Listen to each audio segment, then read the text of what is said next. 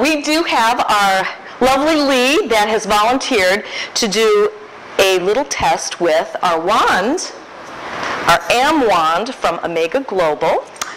And this time what we're going to do is we're going to introduce it with a cream that happens to be a lifting product, and it's a cream that is my very own line, which is Barbara Marvel Signature Collection.